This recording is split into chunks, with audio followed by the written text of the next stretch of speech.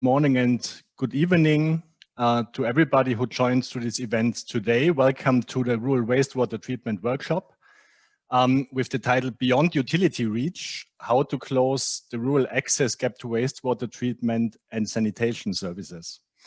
My name is Raimund Meyer. I'm Senior Water Resource Management Specialist working for the World Bank's Water Global Practice in Europe and Central Asia. And I'm also the task team leader for the Danube Water Program. It is my pleasure to welcome you on behalf of the World Bank to this virtual event, which I will co-moderate the intro session together with Adam Kovac from the International Commission for the Protection of the Danube River, the ICPDR. First, I sincerely hope that all participants have a good internet connection, that you can hear us clear and loud, and that it was possible for you to join the event. And second and foremost, I hope that all of you are healthy and safe under these ongoing particular circumstances. Today's and tomorrow's event is organized together with the ICPDR in the frame of the Danube Water Program, which was launched in the year 2013. So we have quite a lot of years already where we're working to build a community of practice, and one particular objective also of the Danube Water Program is to ensure knowledge exchange and to learn from each other on particular topics related to water. This event today and tomorrow is not the first event on wastewater, but analytical activities and also exchange with stakeholders showed that rural wastewater service delivery remains a particular challenge in the region, not only in terms of EU policies, compliance with the Urban Wastewater Treatment Directive, for instance, not only in terms of environmental protection targets, but also in the context of the Sustainable Development Goals achievements, in particular SDG 6 on water, where countries agreed to ensure access to safely managed sanitation by all by 2030. But this is a particular challenge for many countries. Our plan was to organize this event together with the ICPDR already last year as a face-to-face event. However, due to a certain pandemic and these particular challenges, we agreed to organize the event now in January, and therefore we are very pleased to have you today on board, today and tomorrow in this webinar. And we are also very pleased to have significant interest on the topic with more than 230 registrations, mainly from the Danube region, including policymakers, regulators, utilities, and the industry sector, but also from international institutions in Europe and beyond. Before handing over to my co-moderator, Adam Kovac, I would like to express a big thank you to all our supporters making this event today and tomorrow happening. First of all, the Austrian Ministry of Finance, which is a long-term financial supporter of the Danube Water Program. Without the financial support of the Austrian Federal Ministry of Finance, this event could not be organized. Second, thanks also to IWD, the International Association of Water Service Companies in the Danube region, who is the long-term partner for the implementation of the Danube Water Program from the very beginning. Third, already a big thanks to all our speakers and moderators who put a lot of effort in preparing an interesting set of presentations we will all benefit from in the next 2 days. And fourth, a big thank you also to the ICPDR, with which we jointly identified the topic as a relevant one, and which we jointly prepared today's and tomorrow's event. With these brief intro words, I would like to hand over to my co-moderator, Adam Kovac, for his welcoming words. Thanks, Raimund, and good afternoon also from my side. My name is Adam Kovac, and I work for the International Commission for the Protection of the Danube River. And it is a pleasure to be your co-host and your co-moderator together with the World Bank colleagues. I would also like to welcome you, all of you, at the joint World Bank Danube Water Program ICPDR workshop on rural wastewater management on behalf of the ICPDR and also on behalf of the Executive Secretary Ivan Zavadsky. I'm also happy to see the impressive number of participants, already recognized some familiar names. That's already a good start to be in a very friendly atmosphere and network. As Raimund also already underlined, choosing the topic has a good purpose and reason. The wastewater management has long been an important topic and issue at the ICPDR in the Danube River Basin. In the last river basin management plan for the Danube River Basin, we identified 3 significant water management issues which are related to pollution and also strongly connected to wastewater management issues. And the current activities on wastewater management started in 2017 with a joint workshop in Bucharest. I guess some of you were participating at that, in that workshop, which was co-organized by the Danube Water Program, the ICPDR, the World Bank, the EU SDR PA4, and the Joint Research Center of the EU. And we basically brought together experts from national and local administration and utility sector, and we discussed key topics around the wastewater management, like investment and financing, operational maintenance, and technology and innovation. And I don't want to bore you with the details, but one of the conclusions was that we massively need capacity building at all levels around these pillars. We also recognize that several activities are already ongoing in terms of capacity building at national and international level, but there are particular issues out of the scope which might be worth to tackle at regional level.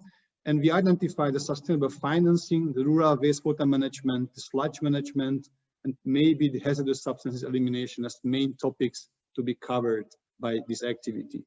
To further support the Danube countries, we again teamed up with the Danube Water Program and the World Bank to organize a series of knowledge sharing events. And this is the first event of this is the first workshop of this series on rural wastewater management. And we hope that it will be followed by other topical events. It will be organized later on and hopefully physically. So I look forward to having a great webinar, and I would like to encourage all of you to actively participate in the discussions. And now I'm passing back the floor to Raimund for logistical details and the agenda. Thank you. You're muted, Raimund. You're muted. Thank you. Thank you very much, Adam. More on substance, participants, registered participants should have received the agenda and the program for the event, plus also a brief background document, which was prepared by Mr. Günther Langergraber, more on the substance of the exchange for today and tomorrow. So we have very interesting 2 days ahead of us, starting today with welcome and introduction. We will start now also with session 1 briefly, immediately setting the scene, where we would like to outline the policy context and also highlight some conclusions from regional analytical work on rural wastewater management, which was prepared also in the frame of the Danube Water Program, but also the ICPDR in the last year. Then we will head on to session 2, which will address the topic of rural wastewater management at national level, outlining some legal, financial, and regulatory issues and approaches on how to ensure service delivery also in rural areas. After that, tomorrow we will come back at the same time, same place, with session 3, where we would like to dig a little bit deeper into good practices at municipal level, and then we will have afterwards a particular session on technical solutions and developments in rural wastewater management. And finally, this will be closed. The event will be closed by a brief wrap-up and closing of the event tomorrow. Before moving on to the substance, some brief content-wise information or logistical information. This session will be recorded and made available on demand, so to make you aware of this.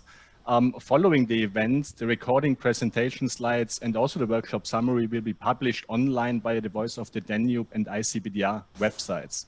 As Adam mentioned, we would like to actively encourage you to participate in this exchange by using the chat box. Please use this chat box to ask some general questions and requests for interacting with other participants. I would like to invite you already now to post maybe your country where you're from and to send us a brief hello, that we can start creating a little bit of community and workshop experience for this exchange today and tomorrow.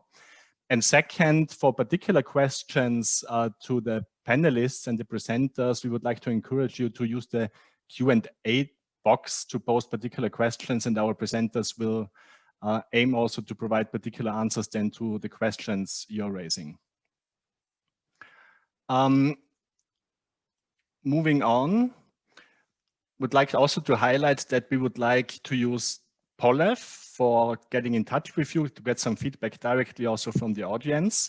So we would like to invite you to go to the Polev website. On this slide, you will find the link with the particular username, which is rwwtpoll134. So please type this URL into your web browser. And I would also like to ask Katja to post the link in the chat function of Zoom so that you can directly join the poll, which we would like to use straight away.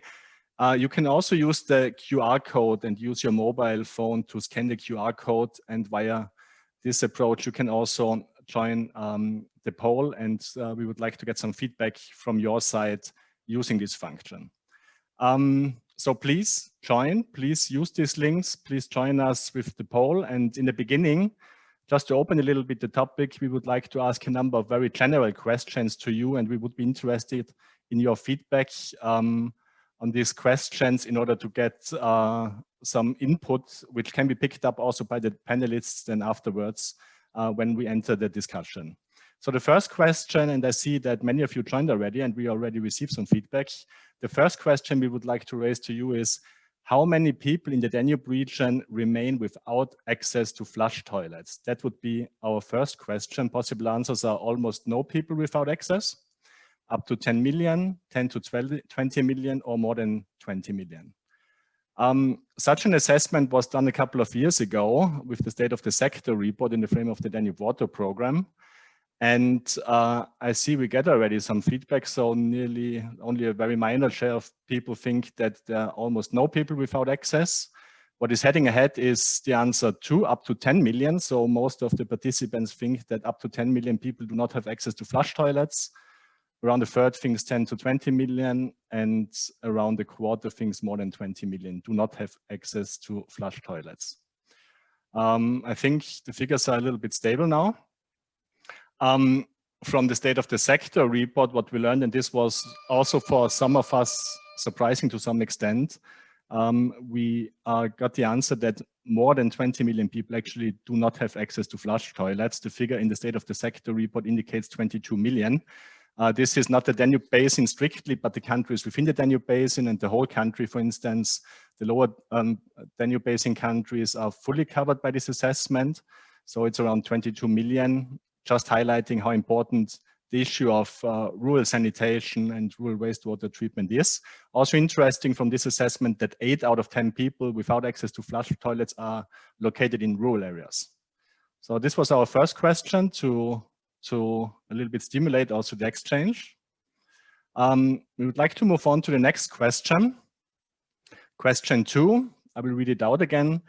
Do you think that rural wastewater service delivery receives sufficient attention under the existing policy and regulatory framework? And possible answers are answer 1, yes, rural wastewater service delivery is sufficiently covered.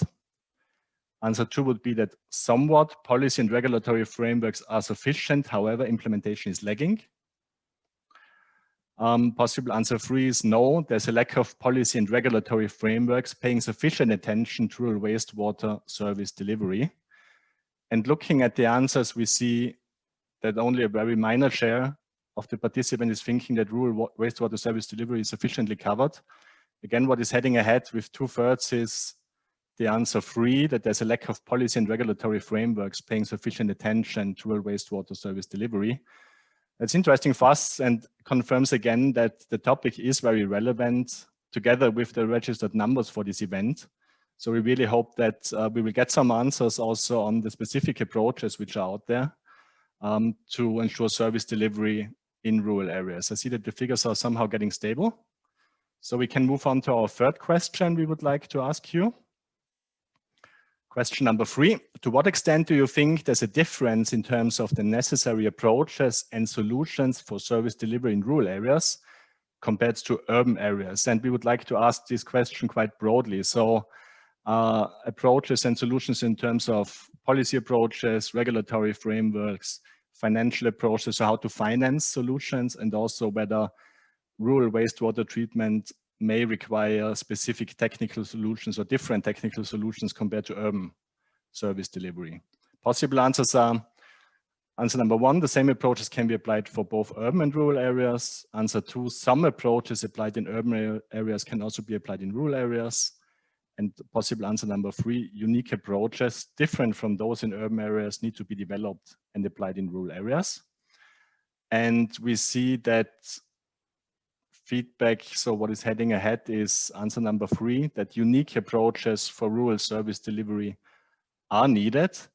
We will hear more on potential solutions and approaches in the follow-up sessions, but this is already very interesting feedback for us, and maybe our speakers then also in the follow-up sessions can address and make reference to the feedback which we received via this brief POLEF today. So as an intro, I would like to stop here for this session. Now for session 1, we are under significant time constraint. So I will not delay moving on any further, and I would like to hand over now to Adam to introduce the speakers and to moderate the exchange of the panelists under the session 1. Adam, over to you. Thank you, Raimund. Let's move to the substance. Session 1 is about setting the scene for the topic of rural wastewater management, and we thought it might be useful to provide you an understanding in what position the wastewater sector currently is, with particular focus on the rural settlements and the rural wastewater management. And basically, this is the aim of this session, to give us or give you an insight what the current knowledge on rural wastewater management is in the region, what is the overall policy context at EU level, how water quality responds to measure implementation, what is the importance and the relevance of the rural settlements in this, and what approaches could be considered for rural regions.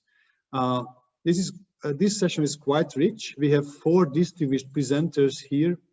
You can see them in this slide. We have presenters from Brussels to Washington. It's a quite nice coverage over the world, I would say.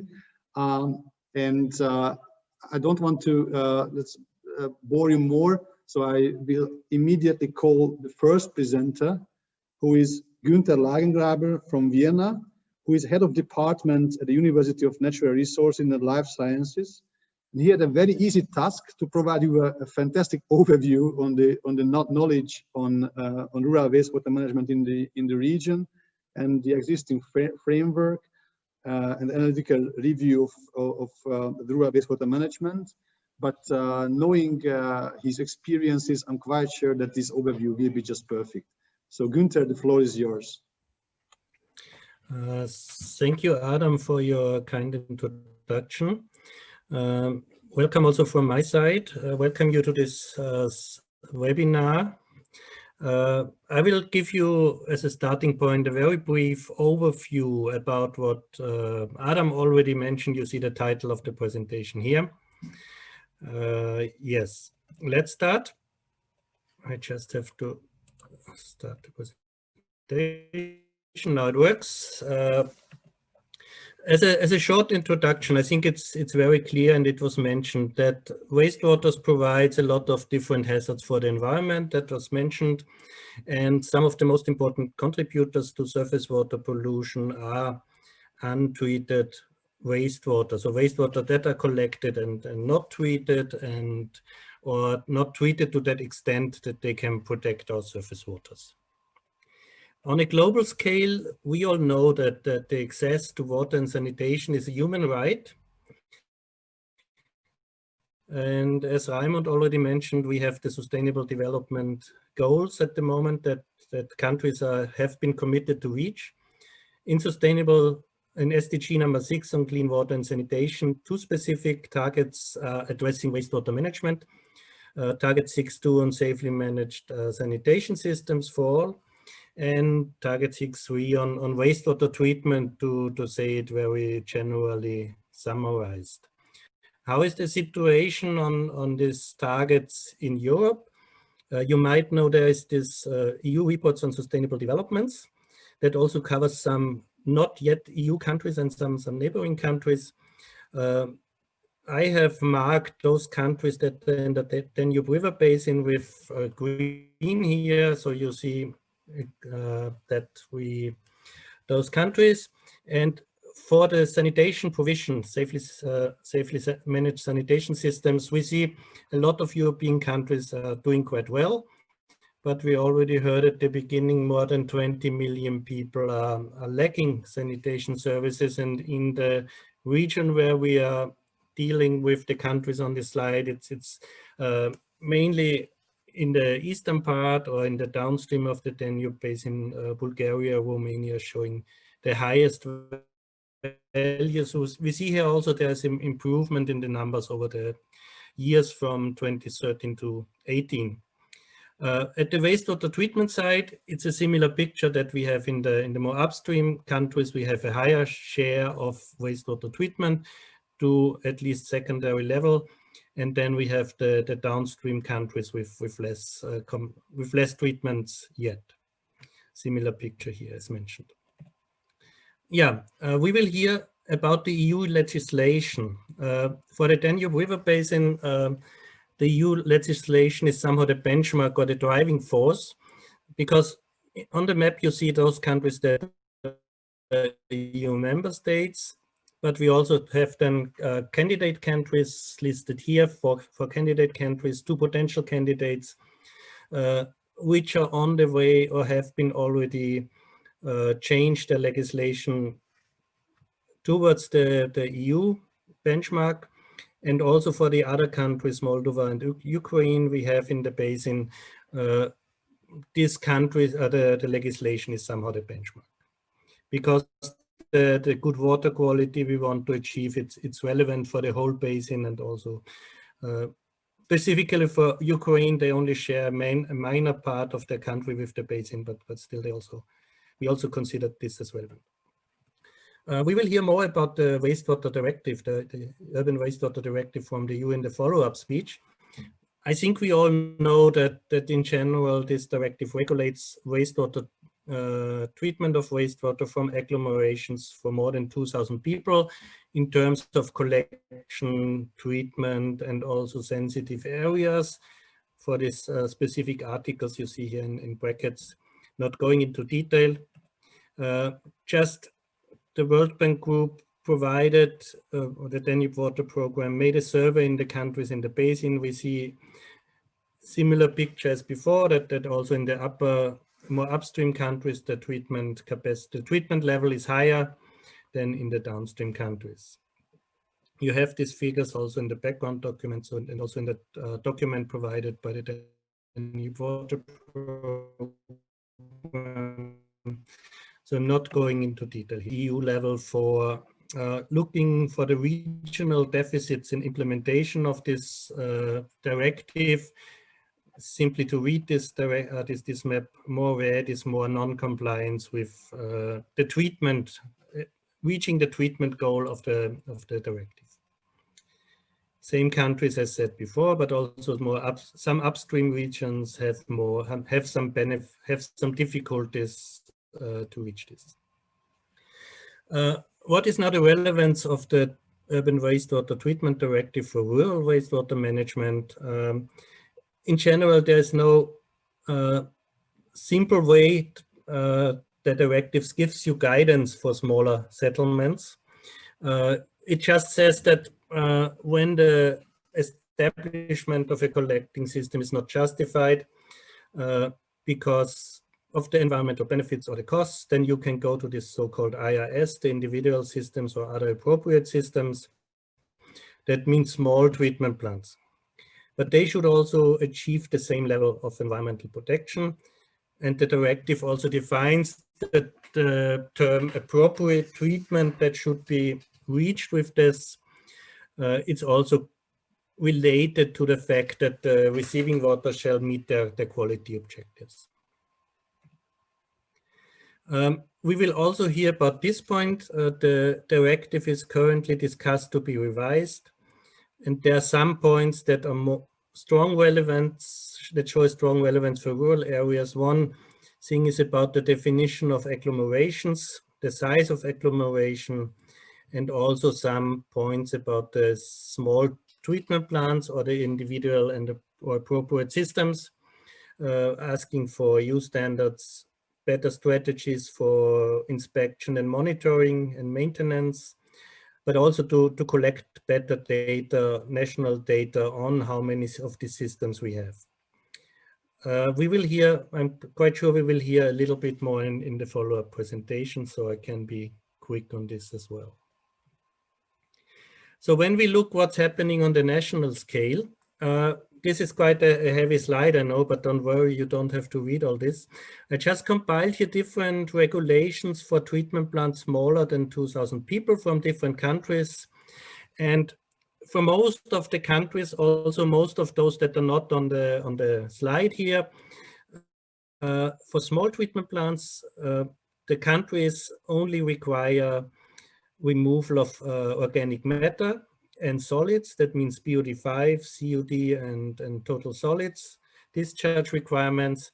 And usually at the last line, you have the Urban Wastewater Treatment Directive, the values for normal areas for treatment plants larger than 2,000 people. And mostly these discharge limits are higher than for these organic matter parameters and solids, higher than required for this larger plant. So this is a general trend. The smaller the plant, the less stringent the regulation gets. In the country, in the basin, we also have some countries, and they are more like Austria, Hungary, Czech Republic for the larger part of the small plants in the upstream basin, but also in Romania, there is a legislation that requires removal of ammonium nitrogen, NH4N, and this is generally a little more stringent than also for plants larger than by the European directive. And then one specific case is Ukraine. I found in a little bit older report, 5 years old already, but they also have a general requirement for smaller plants for ammonium nitrogen that most of the big plants don't meet in Europe. So there might be also regulations out there that I would say quite ridiculous, you can say, if you can say it like this, but maybe they have to be thought over a little bit to say it a little bit more widely, to get some reasonable targets that we want to reach that are also reachable. What's the situation on the implementation of the small systems? In general, all the treatment systems requires permits. In a lot of countries for new developments, these permits for the treatment plant are often linked to the building permits in the property. So that's one shop, maybe not for the owners, but it's all related to building permits. In Europe, we have a standard for compact technical treatment plants that's applied in some of the countries. In those countries where we have more stringent requirements, because this European standards, the testing procedure included in the standards only requires testing for removal of organic matter. So if you have also discharge requirements for ammonium nitrogen, as mentioned before, then these plants tested with the standards cannot be directly applied. So there are country-specific design guides for small treatment plants. For example, in Austria, there's one existing for technical systems and one for treatment wetlands. And if during the implementation, these design guides are followed, then also getting the permit, it's simplified. What about the management and monitoring of these small plants? Monitoring requirements are generally defined in the permits. Mostly you have some self-monitoring that has to be done by the owner of the plant or the operator, and some external monitoring by other people. Yeah, what I think is very important is training of the owners and operators of small plants, because if persons know what they have, how the system works, what they have in place, then the likelihood that the plant is operated and maintained well is increasing. In Austria, for example, the trainings are also available for these owners of the small plants. It's organized by the Austrian Association for Wastewater Treatment. And most national waterworks and wastewater associations have training in their service portfolio and could be in charge of such providing such trainings. Why training is important? This is a pretty old figure from the 1990s, from showing you in red treatment plants that are not well operated and in green treatment plants that are operated well. And for different sizes of design sizes of the treatment plant, from 100 to 4,000 people. It's just examples. But if you look at the COD values and ammonium nitrogen values, you see clearly that if there's trained personnel available, then the treatment plants achieve better treatment quality. This was at the time, the study was done at the time when the training for this size treatment plant operators were just implemented. So there were still plants there that had less trained people and people that where the training was already going on. So last part about the choice of technologies. Quite quickly, we hear on this in the last session tomorrow. We all know we have some specific characteristics, challenges in the rural areas. We have fluctuations of the flows in terms of volume and concentrations. Additionally, the lack of trained people in these areas to operate the system. So this gives us some general requirements for small systems. They should be simple in the technology and operation. They should have a high robustness and stability to buffer these big fluctuations, and they should also have low sludge production to not to have to deal too much with the waste sludge that's also produced in our plants. We have, on one hand, we have these technical systems available. On the other hand, we have passive natural systems available, different technologies available.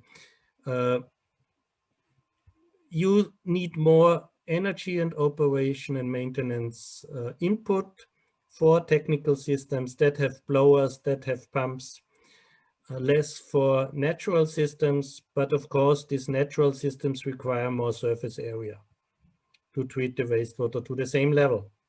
We hear more about different treatment technologies also tomorrow. This is just a kind of teaser what we have tomorrow. So to sum up my short introduction, as it was already mentioned, rural wastewater management is a challenge in all the countries in the region, and as it was also said, it's often neglected, as we might also hear. Yes, it's important because also wastewater not treated in rural areas contributes to surface water contamination. Specifically, if you have in mind that most of the rivers, creeks in rural areas are quite small, and so also small inputs to the systems can cause not reaching water quality targets. What's missing from my side, that's a more clearer guidance in the legislation for smaller treatment plants on the EU level. Design standards for small systems help or facilitate their implementation. And last but not least, we need technologies for these rural areas that are simple and robust and have low operation and maintenance requirements. And I think that one of the key elements is training of operators and owners of these systems, not only for for big systems, but also for small systems. So with this, I would like to thank you for your attention, and I will give back to Adam, and we can go on with the program. Thank you very much, Günther. Great overview as expected in a very short time frame. Thank you very much. Great job. I also appreciate that you provided already some links to the following speeches, also even the next sessions, national legislation, and also the technical solutions. And I think you already planted some seeds for even for discussions later on, so I appreciate that. The next presenter is Michal Sponar from the European Commission. He is Deputy Head of Unit at the DG Environment, and we very much appreciate that Michal is with us. A lot is ongoing at the EU level in terms of the revision of the directive, And Michel and his team is the guiding engine behind this revision. And we look forward to learn from you, Michel, in which direction this revision goes. Probably you want to keep the ambition as it is, but also to adapt the directive to the needs we have today. But I look forward to hearing you more in the next 15 minutes. Michel, the floor is yours. Thanks a lot, Adam. Well, the guiding, I mean, you are exaggerating. We are a team, you know, and you are working on a team.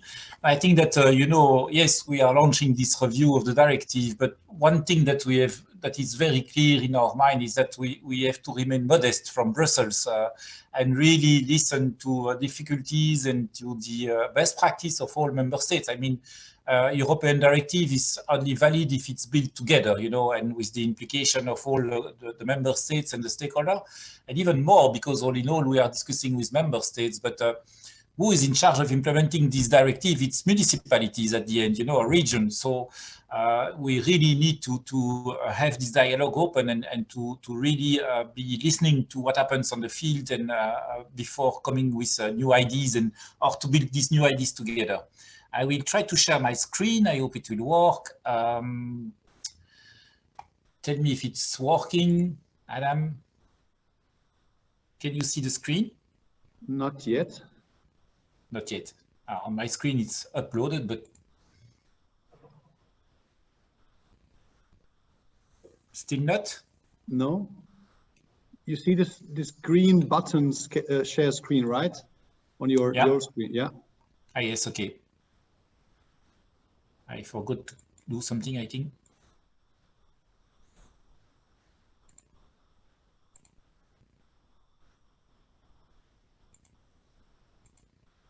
It's nice coming in. Okay, super. Okay, go on. So is it okay? Yeah, go on. Okay, thanks. Thank you. So just to put you in the picture, I mean, the previous presenter explained already what is the Urban Wastewater Treatment Directive, and thanks for that. I will go a little bit more in depth and explain what we are doing now for the review of this directive. But before going into the details, I think that it's important for us to explain that we have a new Bible in the European Commission, which was now endorsed by the Council and the Parliament, by the way, which is a Green Deal. And this Green Deal is pushing us to make a smart transition towards carbon neutrality by 2050. But also we have, created at European level this transition fund, which is quite an important fund now and offers new funding opportunities, and notably to move in that direction of the Green Deal, which includes funds, but also a clear direction towards zero pollution, including for water. So I think that these days in the European Commission, there is really opportunities to go in that direction and to really build progressively, step by step, a kind of transition towards 2050, where we hope to have a carbon neutral European Union, but also a kind of zero pollution. Doesn't mean anything. Zero pollution, there will be always pollution, but to minimize pollution as much as we can. We have made an evaluation of the Urban Wastewater Treatment Directive, and there are some lessons to be learned, but also some rooms for improvement. They are summarized into this slide. For us, this little and discrete directive is quite important. It has been an effective tool, and it has created a tangible impact. So it has driven a lot of investment in all member states, and probably one of the big merits of this directive is that it's relatively simple directive. Member states knows what they have to do.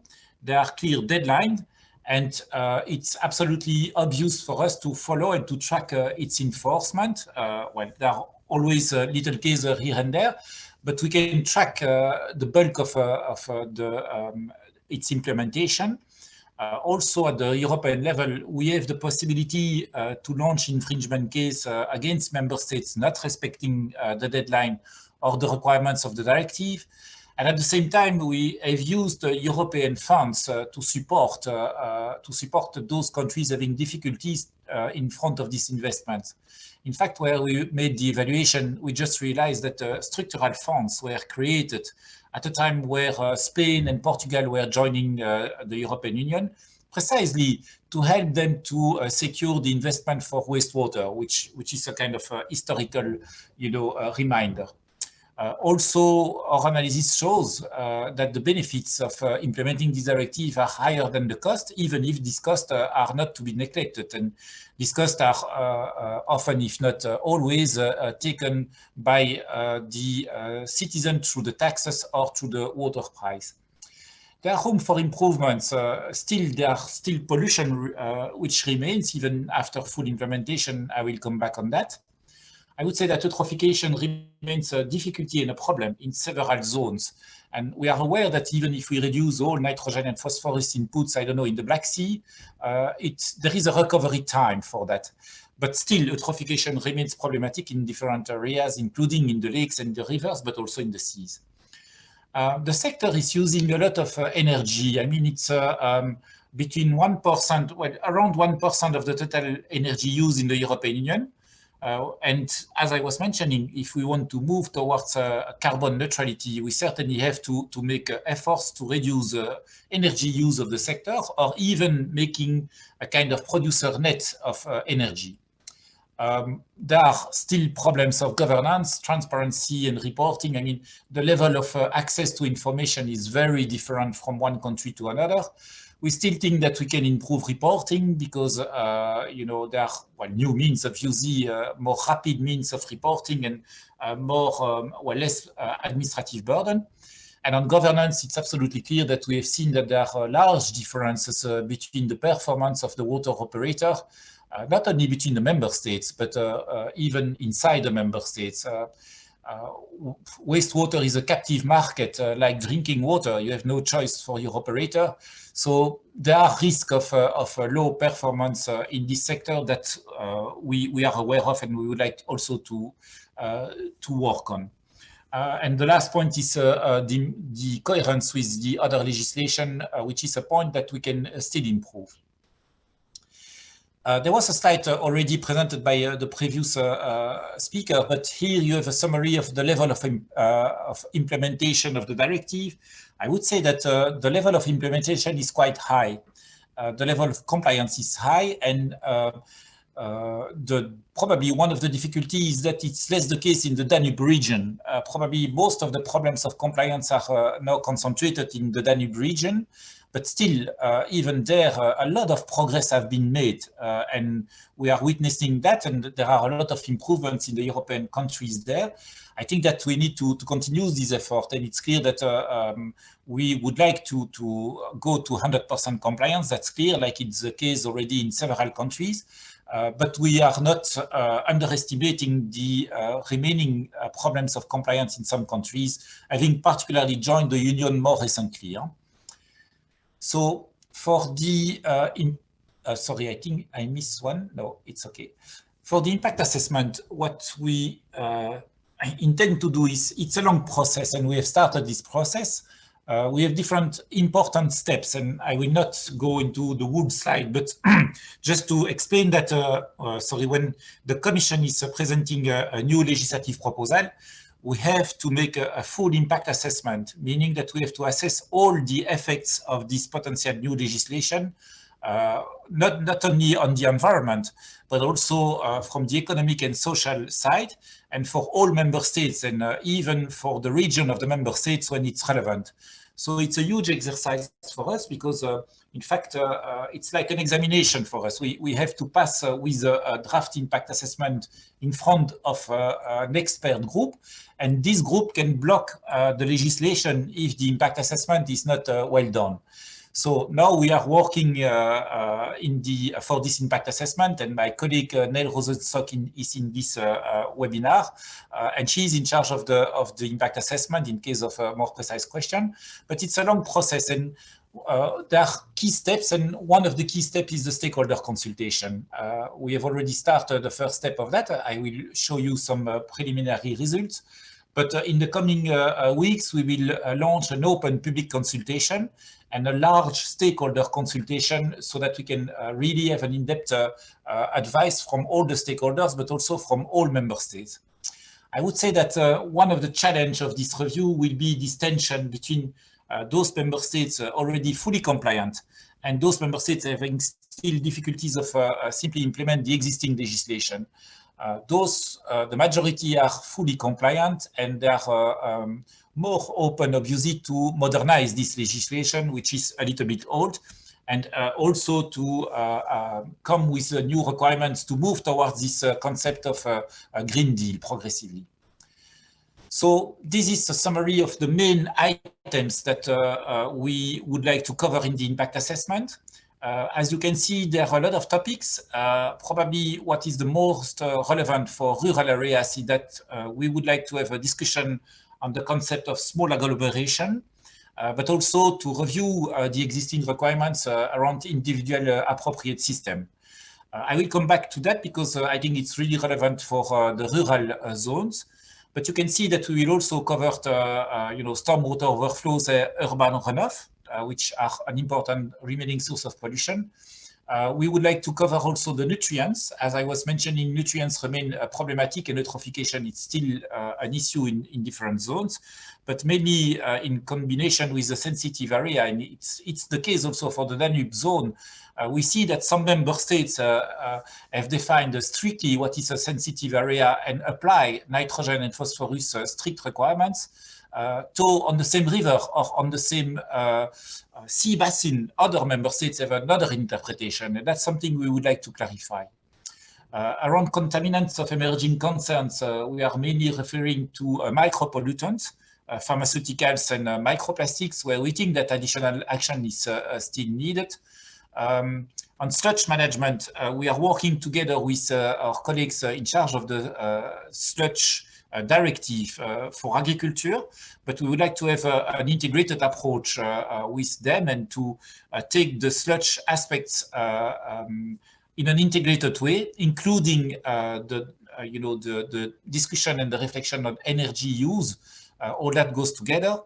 We think that we can improve monitoring. Monitoring is too flexible according to what we think.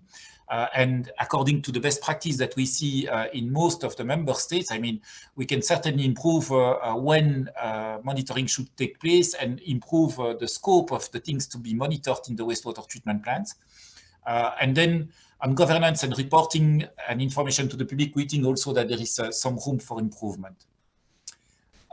When we are thinking about that, that's the main things that we have in mind. I think that we would like to really, if you start from the left, try to push also the directive to do everything possible to promote and to push for control at source actions. So to try to, as much as possible, to try to tackle pollution at source and not wait the end of pipe solution. This is also valid for urban runoff or stormwater overflows, where we think that we should push the member states and the municipalities to envisage alternative solution and to avoid all pipe solution, to try to have a green infrastructure, to try to have a clever management of the network and integrated management of the network between the quality and the quantity of the water. Another reflection, which is very valid also for the rural zone, we would like to have an approach which is based on the risk. We think that European target minimum should cover minimum requirements for this directive. But on top of that, we think that these minimum requirements should be reinforced where it makes sense and only where it makes sense. The challenge is to define how can we easily find a way to define where it makes sense. That's really the difficulty, because we want to keep this this directive simple to apply. And that's another reflection which is ongoing now. Obviously, this directive will not be reviewed in the 10 coming years. So we would like to have this directive valid for the 20 coming years, meaning that we have to have a perspective which is mid-term. But also, we would like to avoid one of the mistakes of the previous directive, which was to fix deadlines which were simply unrealistic for several member states. So we will have a discussion on what is realistic for the member states, and we will try to avoid this situation where the Commission was obliged at the end, as guardian of the treaty, to launch several infringement cases simply because the initial act was difficult to respect in terms of deadline. We have a reflection also on, well, this is linked with the risk base, but to apply the polluter pays principle also, how can we move from a situation where it's only a budget, national budget or local budget or water tariff, you know, to try to track the pollution at source and to try to make pay, you know, those placing some products on the market. We are referring particularly to microplastics or to pharmaceuticals. And then obviously we would like to leave our administrative burden as low as possible and to make sure that we have data on time, but not imposing reporting cycles which are burdensome for the member states and very late compared to what we need.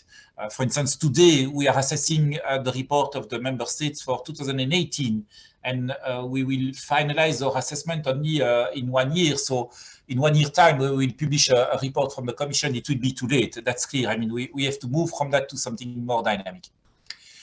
Just as an example for remaining pollution, and I will focus on small agglomeration and individual system. This is an example of different options that we have in mind today. And these options will be analyzed in the impact assessment, and we'll compare these options one compared to another to calculate their cost and then their benefits, but also to see what are the effects in terms of administrative burden, enforcement, etc. So if you take small agglomeration, we will analyze the possibility to decrease the threshold. Today, it's the threshold for a small agglomeration to be covered by the Urban Wastewater Treatment Directive. Today, it's 2,000 equivalent inhabitants, but we will analyze different scenarios from 500 to 1,000 to 2,000, and we will compare to the baseline what would be the added value of decreasing the threshold for the small agglomeration in the legislation. We will have a reflection also, what means an agglomeration? Should we not change the concept of agglomeration to move towards something which is more related to the concentration of population, notably per hectare?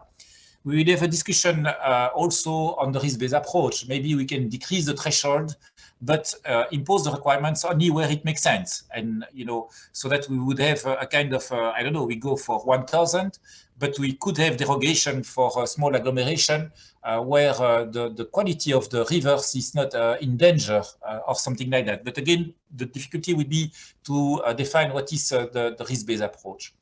For individual system, we are conscious that we need to work there. I mean, when we make a point like it was done previously, you know, of the system between the different countries, we see that there is a lot of differences in terms of standards, but also in terms of monitoring. And we are, you know, convinced ourselves that we have to maintain individual appropriate system because it gives flexibility, notably for the rural zone. But it should be controlled whether they are reaching the same level of treatment as the centralized system. And that is not well done today in the European Union, so we still have to improve this system and probably to be more stringent in terms of what is required from individual system to be recognized as equivalent as the directive. This is a little bit what we have in mind with different options for the individual system. Also, what we have seen is that individual systems are still used in some municipalities, despite the fact that there are wastewater treatment plants and collection systems in place. And often these systems are even funded by the European Union. And for us, this is, you know, something that we have to try to avoid. If there is a centralized system, obviously we need a system where people are connected to the central system. Otherwise, it's not profitable. That's clear. I will not go into the big details for nutrient and sensitive areas, but the reflection is going on how to improve and how to have a common approach But at the level of a basin, that's something that we need to work. I think that we need, and it leads me also to the issue of coherence with the Water Framework Directive. There we intend to improve the coherence with the Water Framework Directive, and notably on nutrients, but not only, and also with the Nitrate Directive, because under the Nitrate Directive, there is another definition of what is a sensitive area, which is the nitrate vulnerable zone. We think that there is room for improvement there and to have an integrated approach. Rapidly, when we have published our roadmap for this review, we had a lot of reaction from the stakeholder. And you can see here that, for instance, micropollutants or energy efficiency, but not only, I mean, all these words are related to the weight of the answer. But as I was mentioning, this was only a first step for the stakeholder consultation. Now we will enter into a phase which is more important in terms of a consultation of the stakeholder. I think this is my last slide, just to tell you that we are fully aware of the fact that there is a lot of investment needs in several countries, including around the Danube River. And that water pricing today in some of the countries in the Danube is already, I would say, problematic for for the poorest people. So, which is the right side graphic there. So this is something that we are fully aware of, and we, in the review of this directive, we will calculate in details what are the additional investment needed and how it could influence, you know, the financing of the system.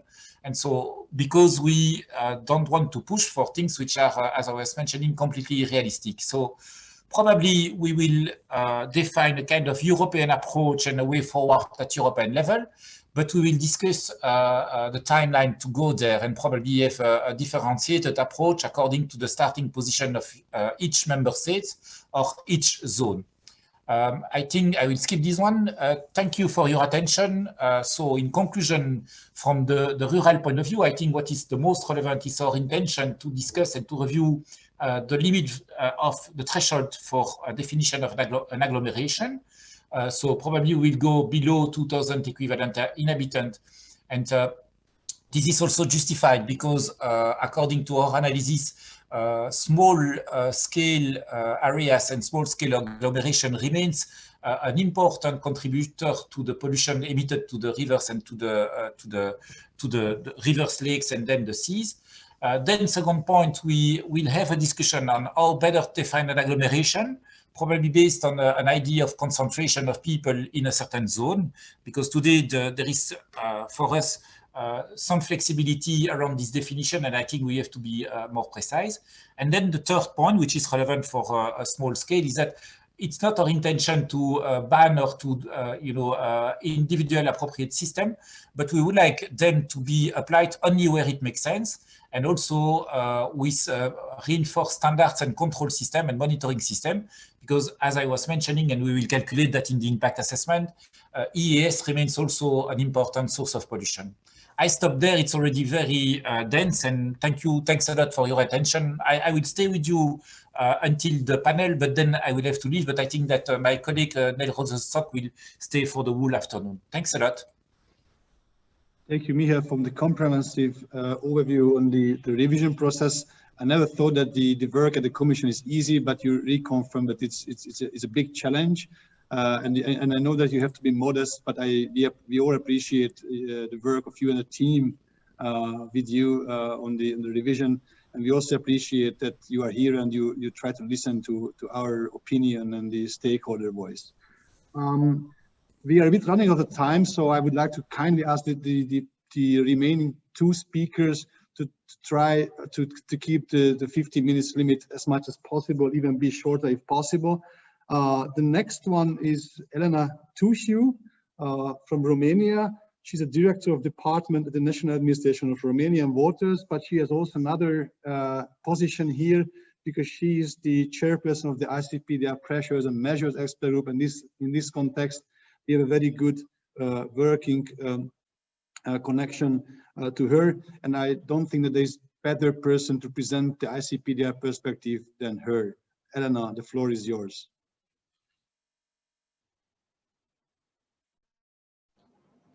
Thank you very much, Adam.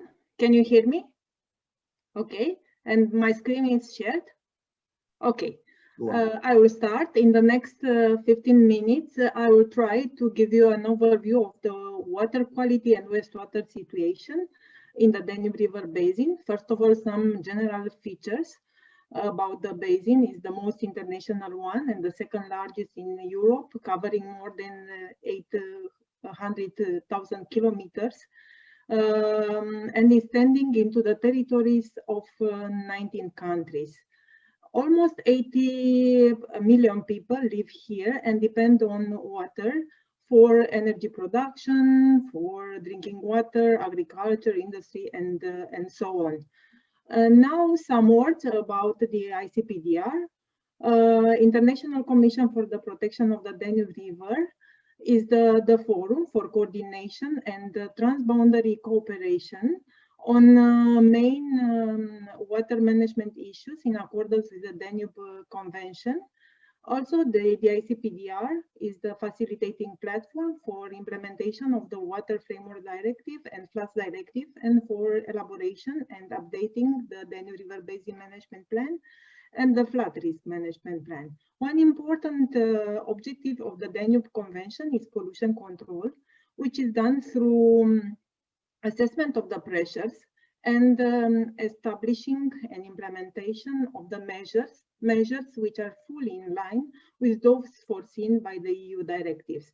The most important ones being urban wastewater treatment, nitrates, and industrial emission directives. Human agglomeration, as the other activities, have negatively impacted the waters in the basin, and in the process of river basin planning, significant water management issues were identified. You can see those related to pollution, organic, nutrient, and hazardous substances. Visions were established together with management objectives and also the related measures for reaching the good status of the water bodies and also cleaner water for people and for aquatic ecosystems. An important contribution has the wastewater collection and treatment, which should be adequate. And this could, in long term, to lead to reaching the SDG objectives, as Raimund and Günther said already: proper sanitation, proper wastewater treatment, and integrated water management. Organic and nutrient pollution are affecting the ecological status of the natural surface water bodies.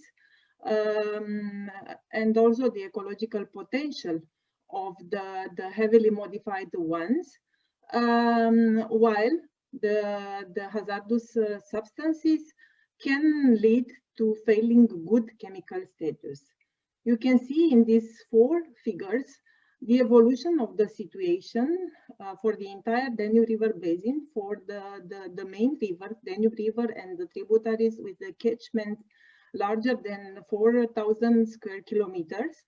For 2009 and 2015, the situation in the first and the second Danube River Basin Management Plan, and it can be noticed an improvement in terms of good ecological status or potential by 3%, 2009-2015, and by 26% for chemical status, which is in good status. In the frame of the second Danube River Basin Management Plan, risk of failing ecological status potential and chemical status was evaluated based on the pressure and impact assessment. You can see the results for the year 2021 based on the pressures ongoing and the future pressures. Practically 50% from the river water bodies, the basin important water bodies, are at risk or possible at risk of failing the good ecological status, and 35 at risk for the chemical status. The reason behind the risk you can see in the below picture for organic, nutrient, hazardous pollution. together with the hydromorphological alterations, the first three being generated by human agglomeration, agriculture, and industry. As I mentioned before, for the pollution control, the Urban Wastewater Treatment Directive has a great importance for reaching the good status. And according to the last situation collected by the ICPDR from the countries, 2016 situation, a total load of 86 million PE is generated by more than 5,670 agglomerations. And you can see the share between bigger agglomeration above 10,000 PE, where the proper collection and tertiary treatment should be ensured in line with the directive, but also considering the Black Sea as a sensitive area. For the medium-sized agglomeration, again, 8 million PE, and for the rural area, the most important are those below 5,000 PE, and at the basin-wide level, international context, we inventored those between 2,000 and 5,000 PE, and not the smaller one below 2,000 PE. They are not neglected, but they are not considered priorities at the in the transboundary context, but should be taken into consideration by the countries in the river basin management plan when evaluating the risk of failing the environmental objectives. These agglomerations, small ones, but could be important sources of pollution, and supplementary measures could be established in order to reach the environmental objectives. You can see the pie with the wastewater infrastructure for all agglomeration above 2,000 PE for the entire Danube river basin. A share of 78% is collected and transported to operating wastewater treatment plants, of which 62 with nutrient removal, 9% with secondary treatment, 7% from the total share expressed in PE are collected but not treated. They are discharged into the water bodies without any treatment, and 30% is not collected and not treated. At the beginning, Raimund said that 22 million PE need basic infrastructure, collection and treatment, according to at least secondary treatment. According to our situation, we have 21 million, which is pretty close.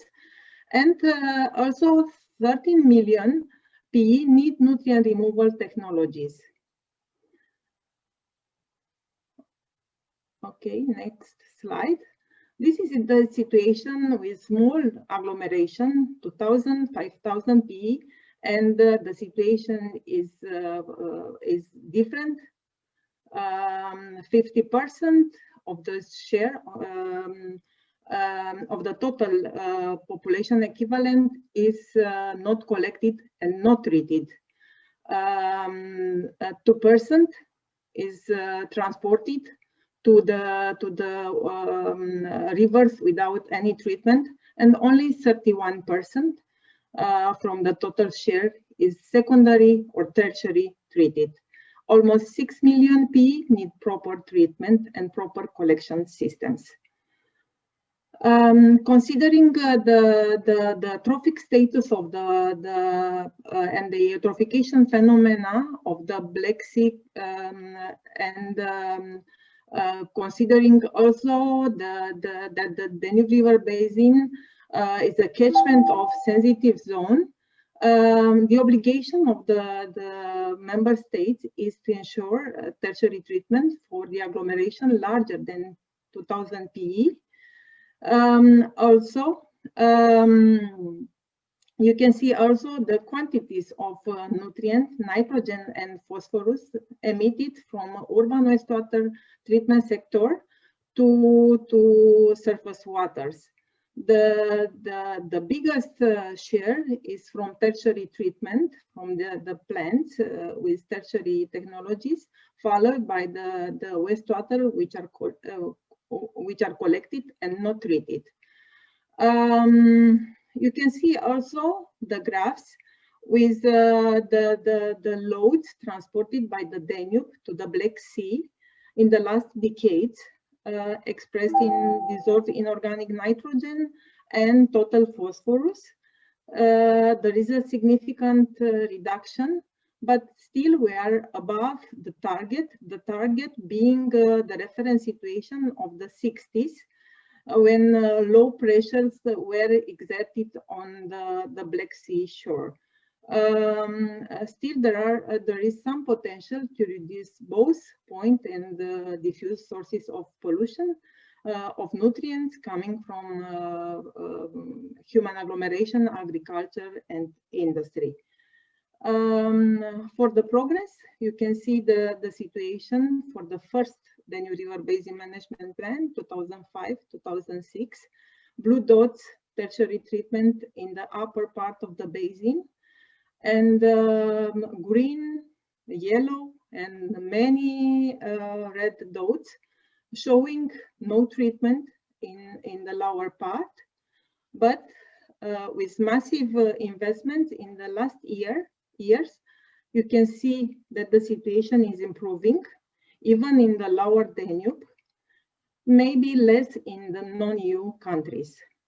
I said about the investments, 22 billion euro were spent in the last 12 years for improving the collection systems and for secondary treatment, and 10 billion euro for the tertiary treatment of the wastewater in the agglomeration above 2000 PE. I'd like to thank you for your attention.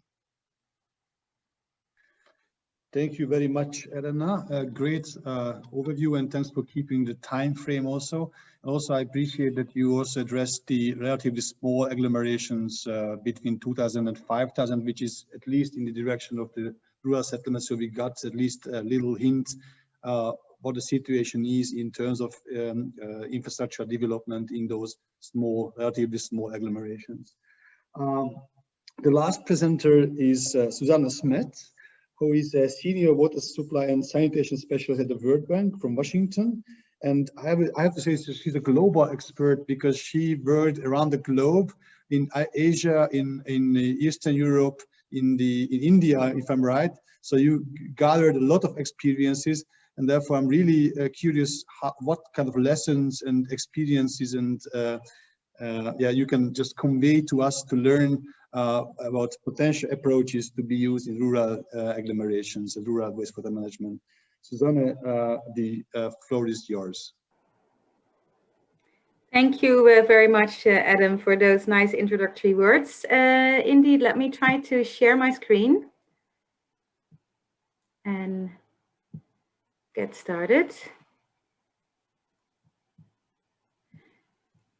So indeed, yeah, currently I work mostly on Central Asia, but also in the Danube region on Moldova, which of course is not yet an EU member state. I've worked extensively in East Asia and India, but also in Africa on issues of rural sanitation. I'm going to just look from a little bit different perspective, maybe not so much from an environmental perspective, but more from a human development perspective. And I think, Günther, you mentioned the SDGs, and I'll just try to share some sort of really quick findings that also came from some primary research that was carried out in 2017 in 7 countries of the Danube region, where we did have a look at rural sanitation and what do people think about that, and what are the services they are receiving. So I'm quoting some data that comes from these studies. I just wanted people to be aware of that. So somebody already wrote in the question box, you know, what does it really mean to have access and access to sanitation or to wastewater treatment? And it's very clear that the access to piped water in your rural households is directly related to the level of sanitation access to flush toilets. So we can see that countries that are not making progress on getting this piped rural water out are also not making progress on getting people to flush toilets. And again, we know also that piped rural water in a sense is not really part of the drinking water directive, no, because you're not really part of that if you have your own self-supply system. So these problems are sort of interlinked. And you can see that in the Danube region. I think everybody knows that it's Ukraine, it's Moldova, and it's Romania that are the biggest outliers there in terms of their access to piped water and their access to flush toilets. And again, this picture is sort of what is seen as, you know, what we still see a lot in the rural areas. And we have declining aging populations in some of these countries, which may sort of see this as an acceptable standard. But I think the policies and the strategies and the public funding should, of course, go for this more decent living standard. Now, of course, when we look at the sewer situation, clearly it's even more pronounced. This we talked about the urban-rural service gap, and here you can see that sewer connections, and I think already the previous speaker mentioned the lack of connection is huge between urban and rural areas. And again, the same countries are sort of outliers here. Now, this means, of course, that networked rural wastewater solutions are part of the solution, but I still, from the way I sort of look at this conversation, is that it may still not be affordable or economically optimal for a lot of the rural areas that are, you know, not very dense, that are having many, many settlements below 2,000, and therefore the individual on-site sanitation, the IAS, could be more of a substantive and more mainstream solution to achieve these SDGs. And it would be interesting to discuss a little bit more whether this indeed would be the exception or rather a model that, when well implemented, is actually going to be a big part of the solution. So when we think about what rural people want, it is no surprise that people with flush toilets are generally not very satisfied. Now, if you have the pit latrine, that's not what you want to improve. People that have flush toilets tend to be much more satisfied, but they also have wishes to improve. And when you ask them, what is it that you want to improve? They actually want to improve their hygiene situation. They want to get a shower. They want to get a proper bathroom. And in some cases, they care about the disposal. So working on on-site solutions with adequate disposal as part of it will require a lot of change in the mindset of people, and that should be part of programs that they are also more concerned about the disposal after they have used the water.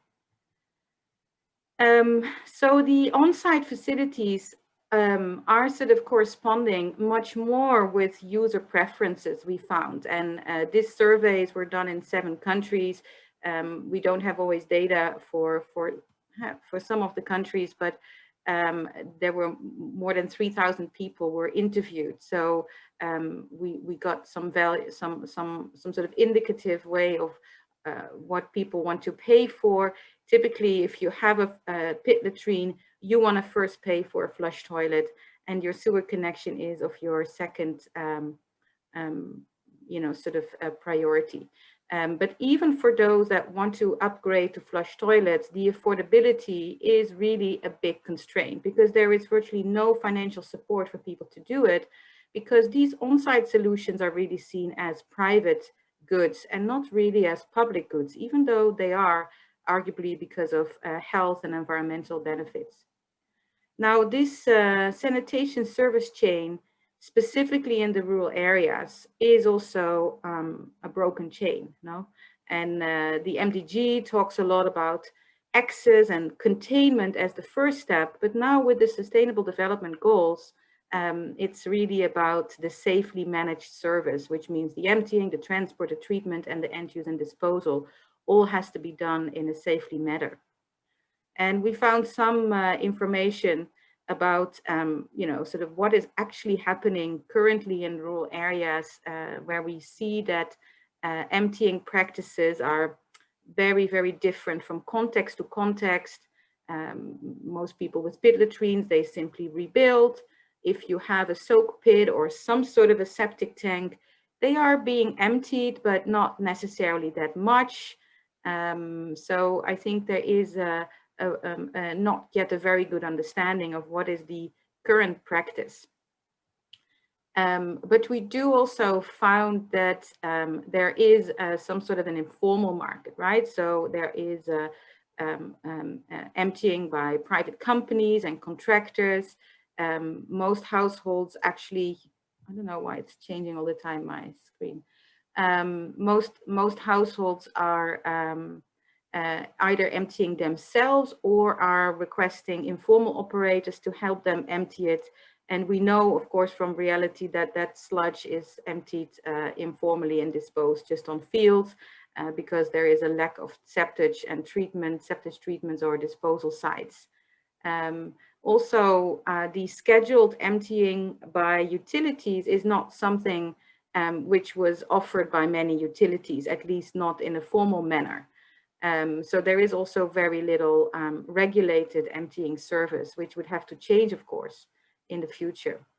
Again, I think Mr. Sponar was referring to that, you know, who is actually implementing sort of these programs should be local governments. And they currently don't do that much on rural sanitation promotion and information provision or supporting the supervision or construction of any sort of on-site technology. So there's a big capacity gap there as well on the side of the local government. So, you know, what does that all mean for, you know, what we've learned in other countries where we are tackling these same problems?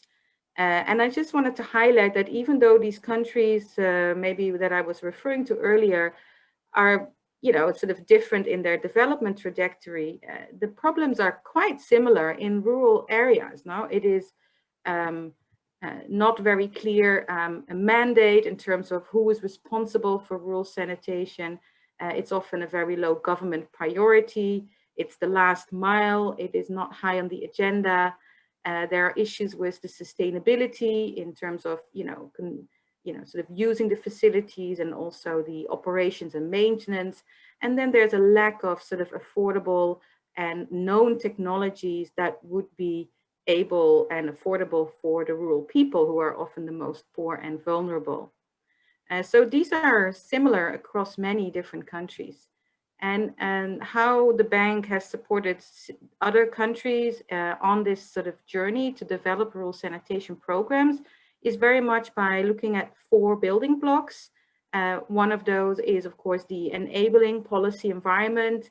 I think things were already mentioned in terms of, you know, what are the regulation nationally, what are the policies, what are the standards and normative documents that are, you know, sort of giving not overly restrictive requirements for these rural settlements, but that are also sort of doable and realistically implementable.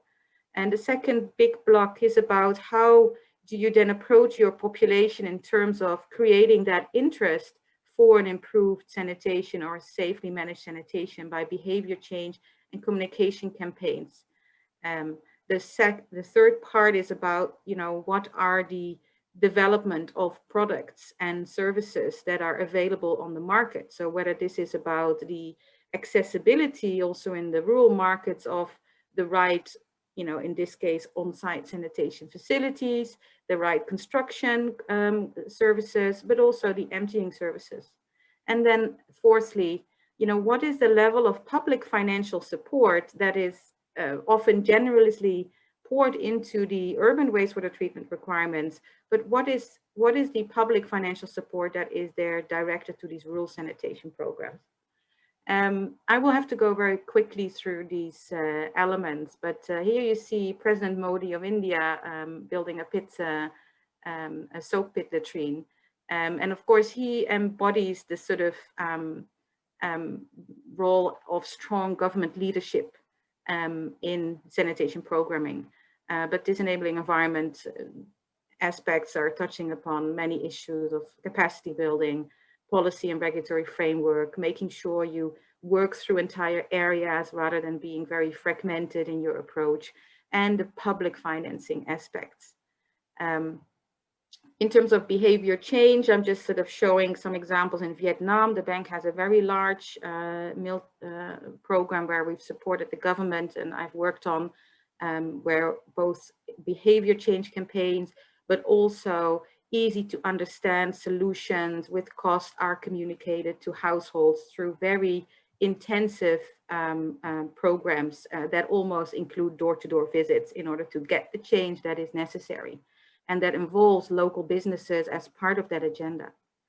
We're talking about the market development. What are the standardized solutions available? Of course, in the context of development countries, we're often looking for really low cost solutions, as you can see on this picture. But the sort of, overall support on, what are the products there? How is the market available? Is it in line with approved standards? Do contractors have the right training? How is the customer journey in order for households to actually improve their on-site sanitation?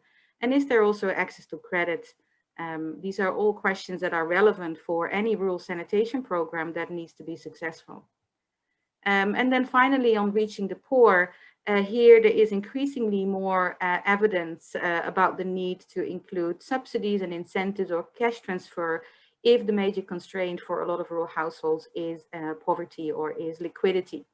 And these sort of financial resources can be delivered in different ways, and often they are delivered in output-based manners or result-based manners.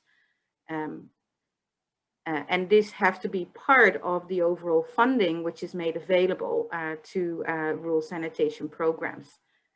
So very often there is a bit of a reluctance to think about supporting individual households, while there isn't that reluctance to put very high per capita subsidies into networked solutions that are seen as communal.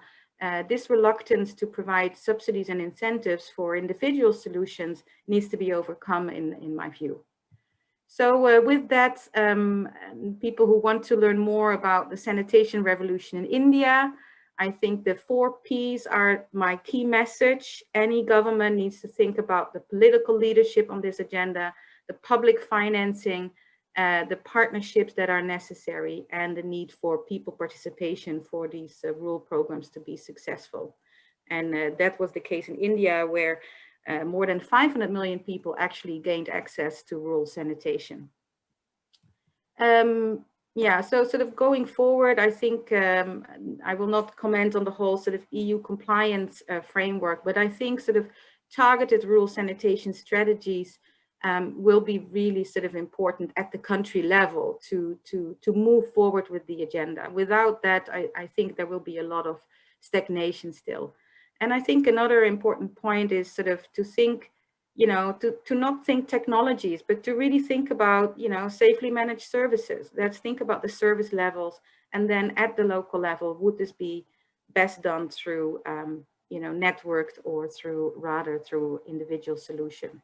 And the third point is really to then sort of build up a program that really helps and directs efforts to help households also self-invest and move up the sanitation ladder.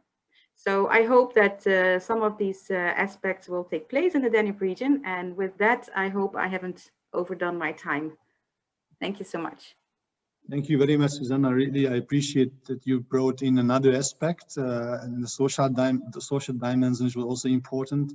And also you showed us some examples from the other parts of the world, which I think I'm quite convinced that some of them might be even useful for us. So thank you very much for your very inspiring presentation. Now it's time for question and answers, and I would like to thank all the participants who are really actively asking questions to the Q&A session. And my understanding is that all the questions have been answered in the meantime in a written way. So also thanks for the panelists to answer some of the questions. If the participants can still have 5 minutes for burning questions if somebody has. But in the meantime, I can also ask questions starting with Michael. Michael, you mentioned that you are also interested to hear the voice of the stakeholders and others. What possibilities you can offer, particularly for the Danube countries, to get engaged and to be involved?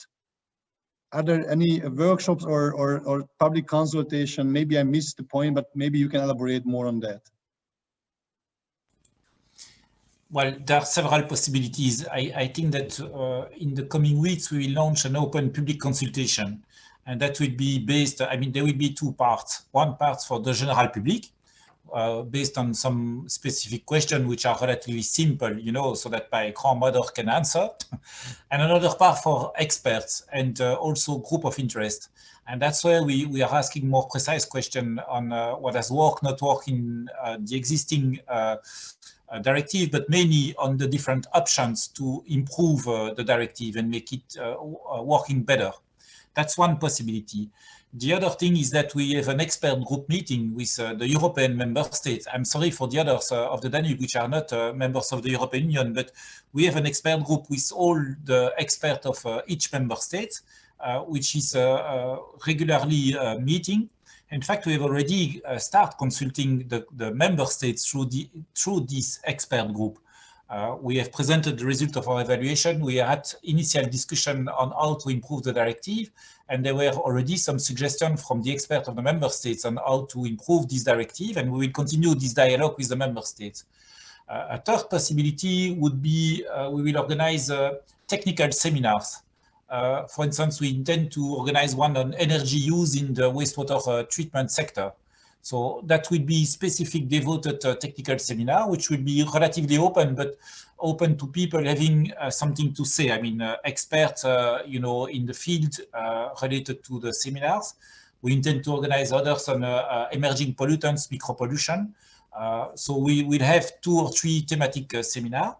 And then last but not least, we will have a stakeholder conference, hopefully in Brussels, if it's possible by the end of the year, and where we will convene with all the stakeholders, and there will it's public, so it will be open, you know, so that we can again hear to the point of view. But probably the most relevant is to participate in writing in the public consultation in the coming weeks, which will be announced on our website, and we will disseminate this information as much as we can, including to the Danube regions. That's clear to you, and we have a list of correspondents. So we will try to engage with most of the people possible, you know.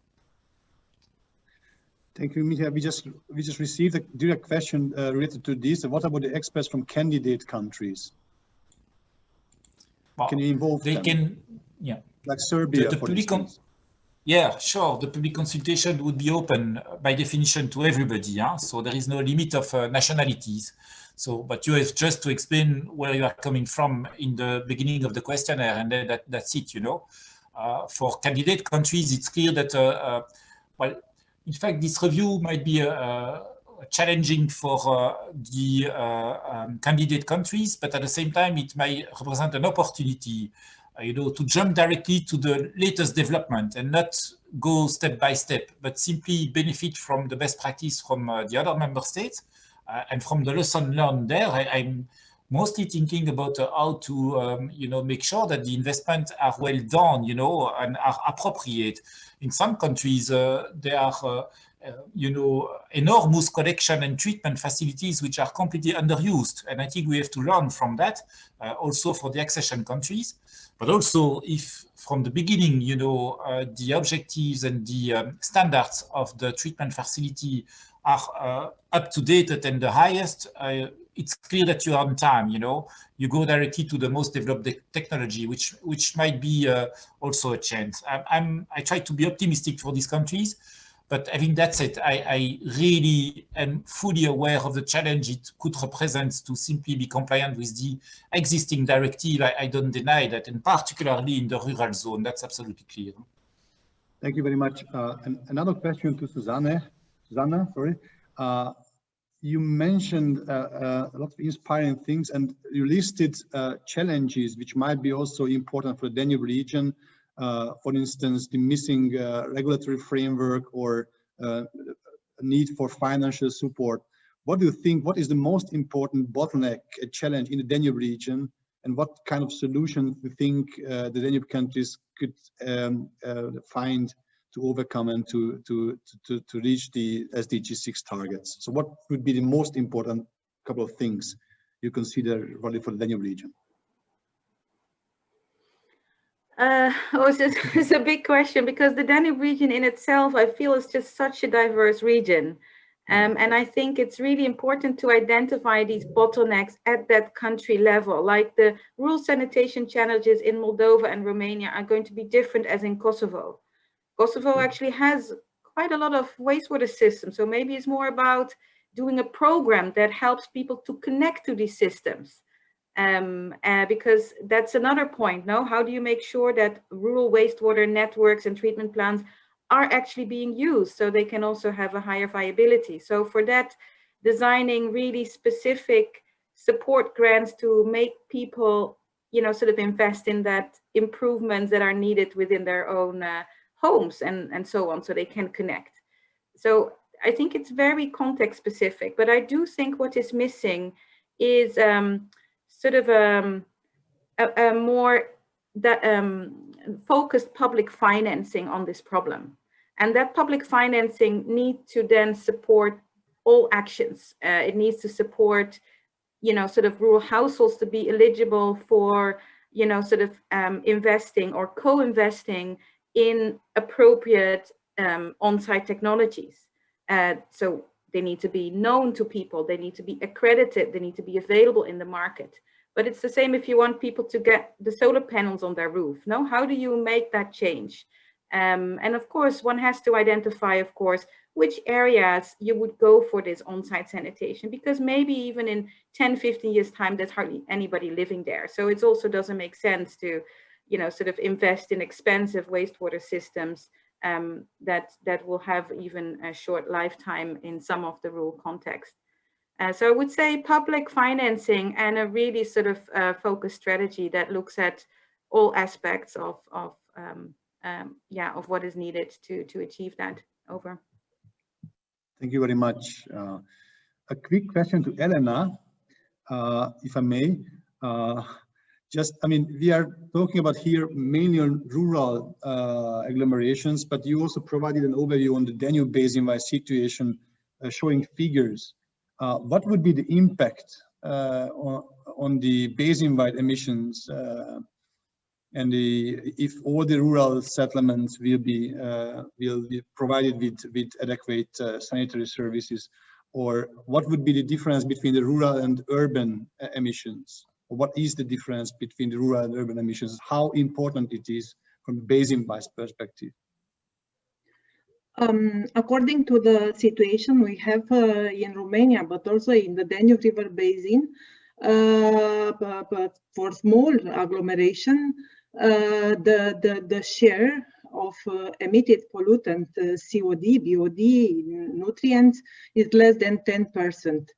But anyhow, it is important. It is important for small water bodies. It is important for reaching the targets and could contribute to these targets. It depends on the perspective, local river basin, small river basin with the eutrophication phenomena. It depends on the national scale and international scale. But anyhow, it is a positive impact to think, to address the rural agglomerations, and will have a positive impact for sure. Thank you, Elena. And the last question goes to Günther, of course, just to make the round complete. You mentioned it was very interesting, the training for those small scale solutions, and then that this probably the information, I mean, the knowledge should be shared. Do you have any experience from Austria or for the Boku University even, how these trainings should be conducted and to whom, and what is the participation rate, and are the people can be engaged and interested? So what is your experience with this? Yes, it happens to be in Austria that trainings are in general, the trainings are organized by the Wastewater Association, as already mentioned. And there's a specific training course for treatment plant owners with less than 50 people connected, so for the very small systems even. And they happen to be in place for 20 years now. In the last 4 years, I am the responsible for these training courses also. And these training courses take about 1.5 days for the people. Then the people get a certificate. They have to make a test at the end. It's about basic knowledge on wastewater treatment. It's about what are the parameters they have to measure for self-evaluation, for self-monitoring. What we show them what they have to do, how to do the measurements and the maintenance work in general.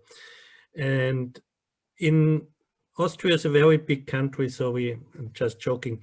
We have federal states where the regulations are different even. So it happens a little different in most federal states, but most authorities link the training courses to the number of external monitorings the people have to make. So if you are a trained operator, the authorities assume that you run your treatment plant better than a non-trained operator, and they tell that the carrot in front of you is that you have to do the external evaluation, external monitoring less often. And somehow the one external monitoring costs about the same as the training course. So, and the people clearly understand the first thing that they know there is a financial benefit if I do the course. But during the course, the interesting thing for the trainers is to get the people somehow interested in the topic. So these are typically house owners. They have no interest in wastewater treatment at the beginning. But this is also the challenging thing and the nice thing about these courses to do.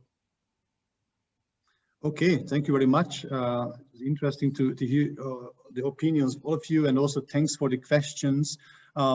Please, for the participants, we will now go for a, let's say a 13 minutes break until 15:25. But there will be more space for more discussions in the next sessions when we only have 3 presenters. So please don't forget your remaining questions. Some of them are related to the IAS and technologies, which we can discuss later on, even tomorrow. So we'll try to answer all of the questions, and we will develop a report summarizing all the questions and answers. Again, I thank you very much, all the presenters, for the great speeches you provided, and also for the questions from the audience. I think it was a very inspiring intro session, so we are perfectly warmed up for the next sessions. So I would like to announce now a short coffee break, next 12-30 minutes, and we should reconvene at 15:25, and we will continue with session 2. So please be back sharp as much possible in 12 minutes. Thank you.